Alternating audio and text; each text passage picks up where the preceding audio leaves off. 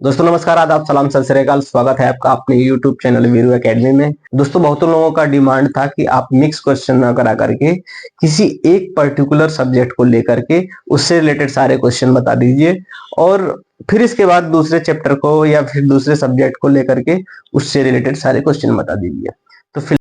तो आप लोगों के लिए साइंस की very very very important question लेकर आया हूं जो रेलवे एग्जाम में ज्यादातर पूछे जाते हैं। तो सीधी बात नो बकवास, हम चलते हैं क्वेश्चन पे। क्वेश्चन कह रहा है, दोस्तों हमारे सामने लैपटॉप रखा हुआ है, हम क्वेश्चन लैपटॉप से देखकर बताएंगे। स्क्रीन पे आपको व्हाइट बोर्ड के स्क्रीन पे भी ये क्वेश्चन आपको नजर आएंगे। क्वेश्चन है, यूरिया का निर्माण कहाँ होता है? ज्यादातर जो विद्यार्थी हैं वो यूरिया का निर्माण गुर्दे में मारेंगे, किडनी में, लेकिन आपको बता दूं कि ये जवाब बिल्कुल गलत है। इसका सही जवाब हो जाएगा ऑप्शन नंबर दूसरा, यकृत। अब सबसे पहले यकृत के बारे में जान लेते हैं। यकृत हमारे शरीर में कई प्रकार के कार्य करता है। जैसे पहला कार्य होता है, जब भी हमारे शरीर में कोई टॉक्सिक सब्सटेंसेस चली जाती हैं या टॉक्सिक चीजें चली जाती हैं, जहरीली चीजें चली जाती हैं, उनसे लड़ने का काम करता है। दूसरा काम क्या करता है, यह यूरिया का निर्माण करता है। अब यूरिया का निर्माण कैसे करता है? जब अमीनो अम्ल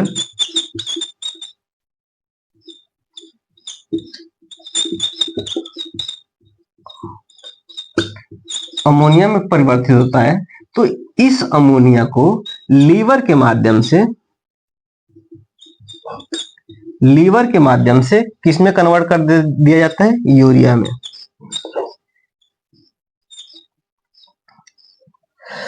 सॉरी। तो लीवर क्या काम करता है?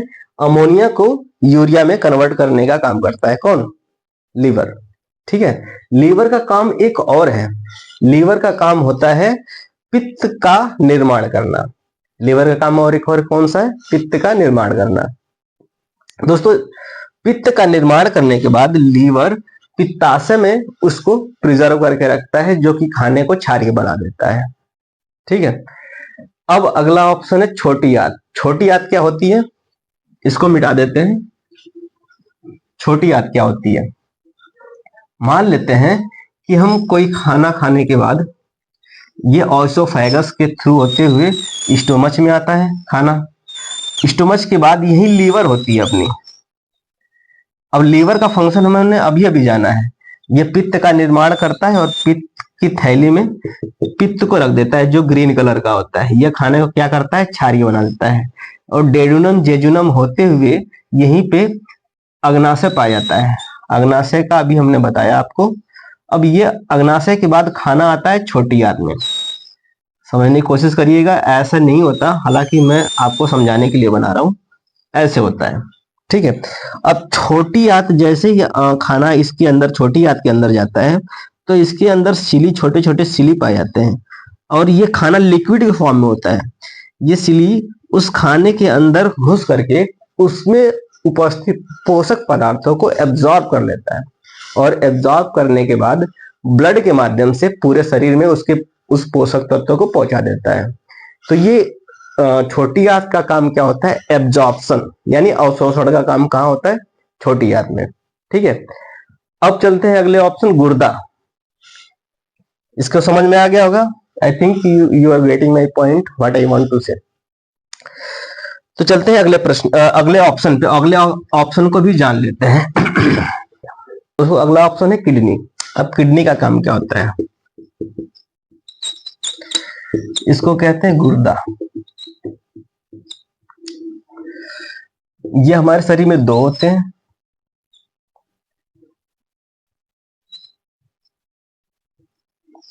हालांकि फिगर उतना बढ़िया नहीं बन पा रहा है, आपको लग रहा है होगा कि ये क्या है? फेफड़ा है, लेकिन ये फेफड़ा नहीं है। ठीक है। ऐसे टाइप का होता है। ये आर्टरी और वेन्स है।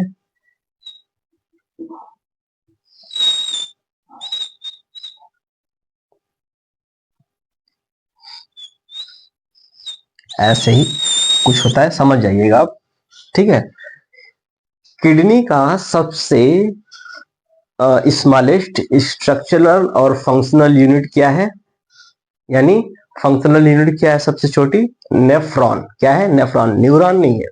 न्यूरॉन नर्वस सिस्टम की सबसे छोटी इकाई होती है, जबकि किडनी की बात करें तो किडनी की होती है नेफ्रॉन। क्या होती है? नेफ्रॉन।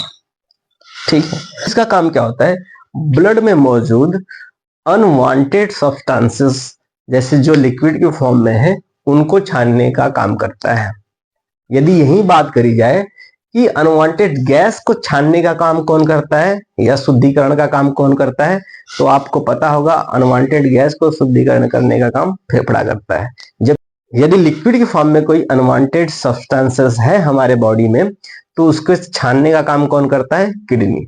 अब यही आपने देखा कि जो यूरिया होती है वो हमारे शरीर में अनवांटेड सब्सटेंसेस होती है, उसका भी छानने का काम कौन करता है? किडनी करता है। ठीक है, तो चलते हैं। इसका सही जवाब हो जाएगा ऑप्शन नंबर दूसरा, यकृत। ठीक है, उम्मीद करता हूं समझ में आया होगा। आपकी स्क्रीन पे दूसरा क्वेश्चन ये रहा। अगला प्रश्न है, पोलियो वैक्सीन की खोज किसके द्वारा की गई थी? जो पोलियो वैक्सीन होती है वो किसके द्वारा खोजा गया था? बताइए। इसका सही जवाब हो जाएगा दोस्तों ऑप्शन नंबर तीसरा, जोनास साल्क। जोनास साल्क के द्वारा पोलियो वैक्सीन की खोज करी गई थी।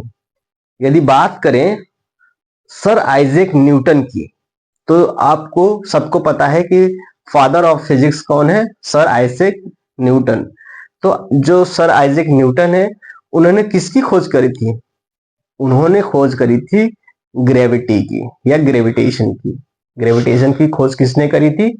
Sir Isaac Newton. इससे कई प्रश्न भी बनते हैं यदि सही से आप मेरी बातों को सुन पा रहे हैं तो।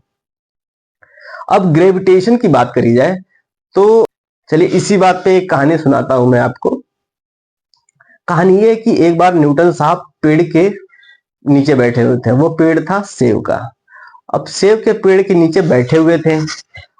अब उनके ऊपर एक सेब गिरा तो उनके ध्यान में आया कि ये सेब नीचे ही क्यों गिरा? ये ऊपर भी गिर सकता था, इधर उधर भी जा सकते थे, ये नीचे की डायरेक्शन में ही क्यों गिरते हैं? तो ये सारे कॉन्सेप्ट अपने माइंड में रख करके उन्होंने एक लॉ दिया था, लॉ ऑफ ग्रेविटी यानी गुरुत्वाकर्षण का नियम। ठीक है, और मैरी क्यूरी क्या है? मैरी क्यूरी ने किस चीज का खोज करा था? तो मैरी क्यूरी दो चीजों का खोज करी थी। ठीक है, पहला है रेडियम का खोज और दूसरा है एक रेडियो एक्टिव एलिमेंट होता है जो कि पोलोनियम था। तो पोलोनियम जो रेडियो एक्टिविटी थी या रेडियो एक्टिव एलिमेंट था उसका खोज करी थी, और किसका? रेडियम का। अब रेडियो एक्टिव एलिमेंट क्या होते हैं? रेडियो एक्टिव एलिमेंट वो एलिमेंट होते हैं जिसके अंदर से अल्फा बीटा गामा की रेडिएशन निकलती रहती है, जो कि हम न्यूक्लियर रिएक्टर में उसका यूज कर सकते हैं। ठीक है, तो अब बात करी जाए कि अल्फा बीटा गामा में सबसे ज्यादा खतरनाक रेडिएशन कौन है? तो आपको पता होगा कि अल्फा बीटा गामा में सबसे खतरनाक जो रेडिएशन है वो गामा रेडिएशन है, जिसकी पेनिट्रेशन पावर यानी भेदन क्षमता सबसे ज्यादा होती है। ठीक है, तो अब अगले ऑप्शन पे चलते हैं। अगला ऑप्शन है अल्बर्ट आइंस्टीन। अब आपने कई बार कहावत भी सुनी हो कि पढ़ लिख के आइंस्टीन बनोगे क्या? तो अल्बर्ट आइंस्टीन ने द्रव्यमान और एनर्जी के बीच में संबंध बताया था। ठीक है, चलते हैं अगले प्रश्न पे। इसका आपने जवाब सुन लिया होगा। इसका जवाब है जोनास साल्क, जो कि पोलियो वैक्सीन की खोज करी थी। अगले ऑप्शन पे चलते हैं। परमाणु बम का आविष्कार करने वाली टीम का हिस्सा निम्नलिखित में से कौन से थे? ऑप्शन आपके स्क्रीन पे दिख रहा होगा, बताइए।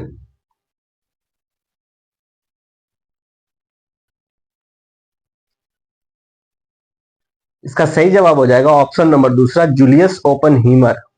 जूलियस ओपन हीमर इसका सही जवाब हो जाएगा। अब बात करें यदि दोस्तों अल्फ्रेड नोबल की, तो अल्फ्रेड नोबल ने डायनामाइट का आविष्कार करा था। और डायनामाइट का आविष्कार करने के बाद उन्हें लगा कि ये हमने बहुत चीज डायनामाइट का आविष्कार करने के बाद उन्हें लगा कि हमने बहुत अच्छी चीज नहीं खोजी है। इस वजह से उन्होंने कहा कि हमारी जो संपत्ति है उस संपत्ति के उन्होंने कहा कि हमारी जो संपत्ति है उन संपत्ति को उसे दिया जाएगा जो समाज में अच्छा काम करेगा। तो इन्हीं के नाम पर, अल्फ्रेड नोबल के नाम पर, व्यक्ति को शांति या किसी के खोज के रूप में नोबल पुरस्कार दिया जाता है। ठीक है, तो अल्फ्रेड नोबल ने किसका खोज करा था? डायनामाइट का खोज करा था। बात करें जॉन डाल्टन की, तो जॉन डाल्टन ने परमाणु सिद्धांत दिया था। यदि बात करें रॉबर्ट बेकन की, तो रॉबर्ट बेकन ने शायद लेंस की खोज करी थी। एक बार कमेंट में लिख करके बताइएगा कि किसकी खोज करी थी। ठीक है, कमेंट में लिख के बताइएगा। चलते हैं अगले प्रश्न पे। भौतिकी एवं रसायन विज्ञान में 2 बार नोबेल पुरस्कार जीतने वाली एकमात्र महिला कौन है? वो महिला जो भौतिकी के क्षेत्र में भी नोबेल पुरस्कार मिला है और रासायनिक के क्षेत्र में भी नोबेल पुरस्कार मिला है। इसका सही जवाब हो जाएगा ऑप्शन नंबर दूसरा, मैरी क्यूरी। मैरी क्यूरी को फिजिक्स के क्षेत्र में भी और केमिस्ट्री यानी रसायन विज्ञान के क्षेत्र में भी नोबेल पुरस्कार मिला हुआ है। अभी अभी हमने पिछले प्रश्न में बताया था आपको कि जो मैरी क्यूरी थी, उन्होंने एक रेडियो एक्टिव एलिमेंट जिसे पोलोनियम कहा जाता है उसकी खोज करी थी, और दूसरा एक रेडियम की खोज करी थी जो कि रात में चमकता रहता है। अब आपको यह भी बताया था कि जो रेडियो एक्टिव एलिमेंट पोलोनियम है उसकी खासियत यह है कि उसके अंदर से 3 फंडामेंटल पार्टिकल निकलते हैं जिनका नाम है अल्फा, बीटा एवं गामा, जिसमें गामा की पेनिट्रेशन पावर यानी भेदन क्षमता सबसे ज्यादा होती है। चलते हैं अगले प्रश्न पे। प्रश्न है, जल संसाधन में कौन सी प्रक्रिया का प्रयोग किया जाता है? बताइए। इसे हम कह सकते हैं कि आरओ कैसे काम करता है, या कौन से प्रक्रिया का प्रयोग करके आरओ काम करता है, ऐसे भी कह सकते हैं इसको, प्रश्न को। तो हम लिख देते हैं आरओ कैसे काम करता है। आरओ कैसे काम करता है, ऐसे भी लिख सकते हैं। ठीक है, आरओ कैसे काम करता है।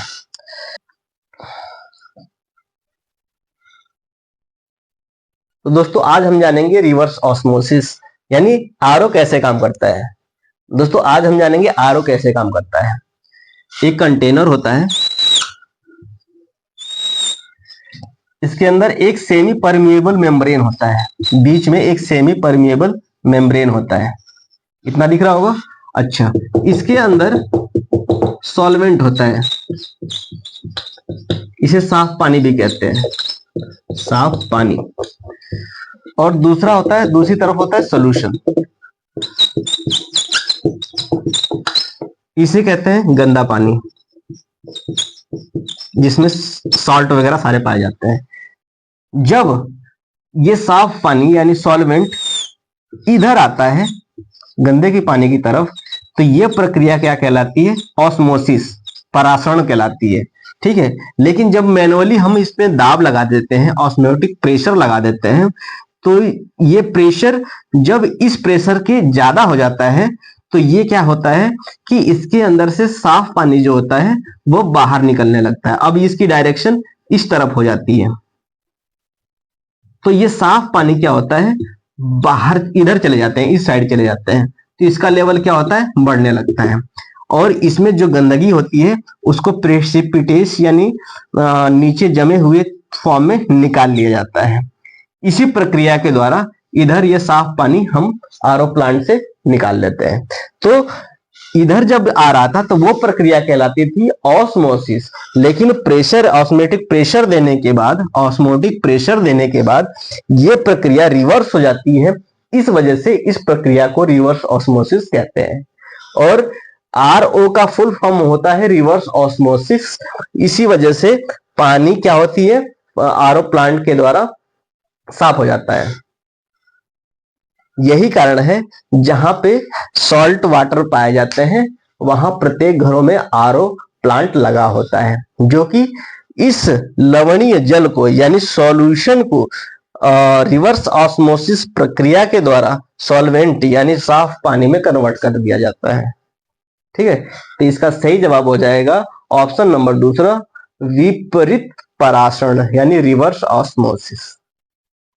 ठीक है, चलते हैं अगले प्रश्न पे। अगला प्रश्न है, वोल्टेज को स्थिर रखते हुए यदि अधिक लैंप को एक श्रेणी परिपथ यानी सीरीज सर्किट में जोड़ा जाता है तो परिपथ यानी सर्किट की कुल धारा यानी ओवरऑल करंट पे क्या प्रभाव पड़ेगा? बढ़ेगा, घटेगा, समान रहेगा या अनंत हो जाती है? बताइए।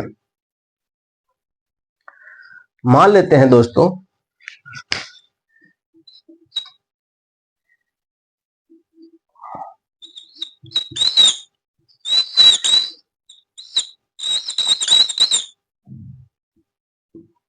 बढ़िया से बना देते हैं इसको, लैंप को।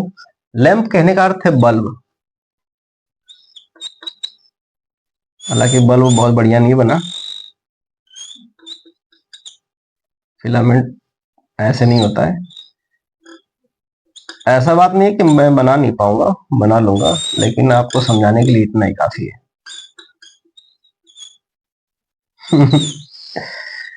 समझ रहा हूं। चलो इसको गिलास पहना देता हूं, ये लो। अब खुश, अब बल्ब लग रहा है ये। चलो प्रकाश भी निकाल देता हूं।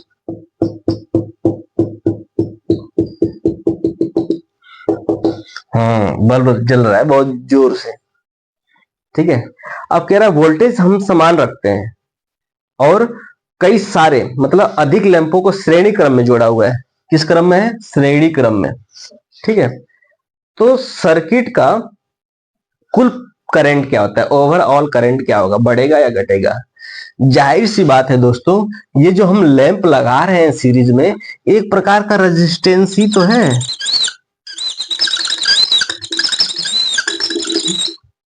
एक प्रकार का रेजिस्टेंस ही तो है।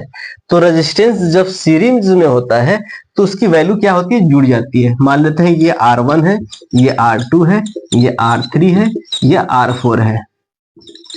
तो Req बराबर हो जाता है, इक्विवेलेंट बराबर होता है R1 plus R2 plus R3 plus R4। ठीक है, तो ये सारे जुड़ जाते हैं।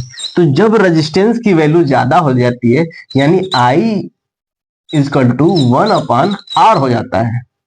ठीक है, यानी रेजिस्टेंस की वैल्यू जैसे ही बढ़ेगी करंट की वैल्यू क्या हो जाएगी? कम हो जाएगी।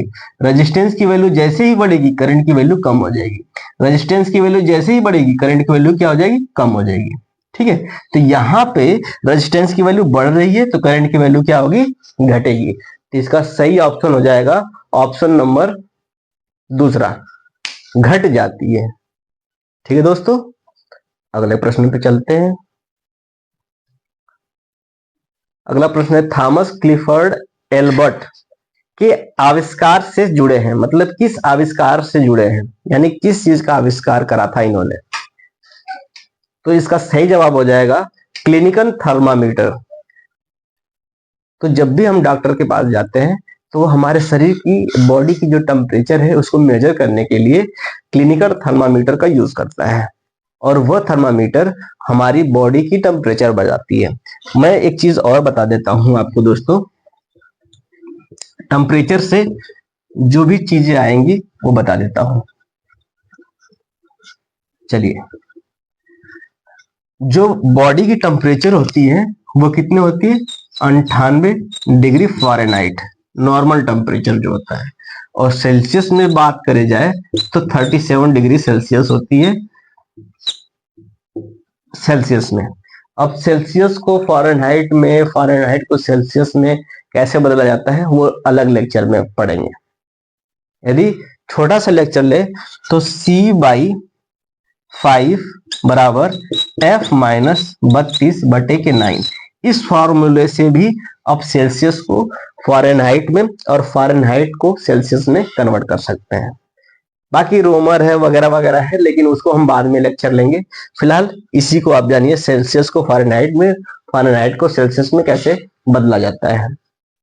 तो इन्होंने किसका आविष्कार करा था? क्लिनिकल थर्मामीटर का। चलते हैं अगले प्रश्न पे। प्रश्न कह रहा है रेफ्रिजरेटर निम्नलिखित में से किस सिद्धांत पर कार्य करता है? जो रेफ्रिजरेटर होता है, जो हम घरों में फ्रिज वगैरह यूज करते हैं, वो किस सिद्धांत पर कार्य करता है? इसका सही जवाब हो जाएगा ऑप्शन नंबर 4, वाष्पीकरण। ठीक है, अब वाष्पीकरण के सिद्धांत पे कैसे कार्य करता है वो जान लेते हैं। होता क्या है दोस्तों, ये हमारा रेफ्रिजरेटर है, मान लो थोड़ा छोटा रेफ्रिजरेटर है, समझ जाइएगा। ठीक है, अब इसके अंदर हम चलते हैं। सबसे ऊपर क्या होता है? फ्रीजर होता है। क्या होता है? फ्रीजर। फिर इसके अंदर कई स्लॉट बने होते हैं। इस स्लॉट के अंदर क्या होता है? ये ट्रे रखे होते हैं। इसको हम निकाल के साफ भी कर सकते हैं और इसकी लेंथ को बढ़ा और घटा सकते हैं। जब हमें ज्यादा सामान रखना हो तो ये चीज यहाँ पे आ जाएगी और इसमें हम ज्यादा सामान रख सकते हैं। साग सब्जी वगैरह वगैरह के लिए अलग अलग से रो दिए गए हैं। ठीक है, अच्छा, अब होता क्या है, ये हमारा रेफ्रिजरेटर है, रेफ्रिजरेटर के सामने वाला भाग है। ठीक है, और यदि हम इसकी बात करें कि पीछे की, यदि हम पीछे की बात करें तो एक पाइप होती है, हालांकि ऐसे नहीं होती है, मैं बना रहा हूं ऐसा आपको समझने के लिए। एक पाइप होती है और यहाँ पे होता है कंप्रेसर। कंप्रेसर का काम क्या होता है? हवा फेंकना। और इसके पाइप में एक गैस भरी होती है जो कि लिक्विड के फॉर्म होता है। हालांकि गैस के ऊपर इतना प्रेशर होता है कि वो लिक्विड के रूप में रहता है, तरल के रूप में रहता है। और वो गैस कौन सी रहती है? वो गैस कौन सी रहती है? वो गैस रहती है फ्रियन 22। वो गैस कौन सी रहती है? फ्रियन 22। अब होता क्या है, हवा को कंप्रेस करके यानी छोटी सी पाइप में क्या करता है? इंसर्ट करा दिया जाता है। किसको? हवा को इंसर्ट करा दिया गया। अब इंसर्ट होने के बाद ये फ्रियन 22 ये क्या करता है? इस गैस को, इस हवा को इतना ज्यादा ठंडा कर देता है और ये ठंडा होने के बाद ये फिर हवा किस में आता है? इसके पाइप के थ्रू इसमें आ जाता है और ये फ्रीजर के अंदर जितने भी चीजें हैं उनको ठंडा करते हुए और साग सब्जियों को ठंडा करता है। ठीक है, तो ये क्या करता है? वाष्पीकरण ही तो है। अब यहां से ये जा रहा है, अब ये वाष्पीकृत होकर के ये चीजें हो रही होती हैं, सारी चीजें। तो ये क्या, किस सिद्धांत पे कार्य करता है? वाष्पीकरण के सिद्धांत पे। तो ये यदि पूछा जाए कि रेफ्रिजरेटर निम्नलिखित में से किस सिद्धांत पर कार्य करता है, तो उसका सही जवाब हो जाएगा वाष्पीकरण, ऑप्शन नंबर 4। आपको बता भी दिया है मैंने। ठीक है, चलते हैं अगले प्रश्न पे। अगला प्रश्न है आवर्त सारणी के न्यूनतम प्रतिक्रियाशील यानी लेस रिएक्टिव एलिमेंट कौन से हैं? बताइए। इसका सही जवाब हो जाएगा दोस्तों ऑप्शन नंबर 3, उत्कृष्ट गैस। उत्कृष्ट गैस को हम नोबल गैस भी कहते हैं और नोबल गैस इस वजह से कहते हैं कि यह गैस यह तत्व किसी से अभिक्रिया नहीं करता है। यह यदि बात करें पीरियोडिक टेबल में, तो पीरियोडिक टेबल में सबसे, ये मान लीजिए पीरियोडिक टेबल है, मान लेते हैं ये पीरियोडिक टेबल है ये पूरा। तो यहाँ पे 18वां ग्रुप जो होता है, 18वां ग्रुप में ये जितने भी एलिमेंट होते हैं वो नोबल गैस में आते हैं, जैसे helium, argon, krypton, xenon, radon इत्यादि, ये किसी से रिएक्शन नहीं करते। हालांकि इसका अपवाद है, जो जेनॉन है वो रिएक्शन करता है। इसके पीछे रीजन क्या है कि जेनॉन की जो इलेक्ट्रॉन है, जो आउटर मोस्ट कक्षा में जो इलेक्ट्रॉन है वो काफी दूर है, किससे? न्यूक्लियस से। तो बता देता हूं, मान लीजिए जेनॉन है, ठीक है, तो इसके जो आउटर मोस्ट इलेक्ट्रॉन है वो इसके न्यूक्लियस से काफी दूर हो जाते हैं। जब काफी दूर हो जाते हैं तो इनके बीच जो अट्रैक्शन बॉन्ड है, यानी इंटर अट्रैक्शन मॉलिक्यूलर फोर्स है, वो क्या हो जाता है? कमजोर हो जाता है। तो कमजोर होने की वजह से इसके इलेक्ट्रॉन को निकालना आसान है। थोड़ी सी एंथैल्पी दे देंगे, थोड़ी सी एनर्जी दे देंगे, तो इसके इलेक्ट्रॉन बाहर हो जाते हैं। इसी वजह से थोड़ी रिएक्शन कर लेता है, अन्यथा ये जितने भी हैं तत्व वो रिएक्शन नहीं करते हैं या कम रिएक्टिव होते हैं। तो इसका सही जवाब हो जाएगा उत्कृष्ट गैस या नोबल गैस। तो दोस्तों आज के लिए बस इतना ही। मिलेंगे कल नए उमंग, नए तरंग और नए जोश के साथ। तब तक के लिए जय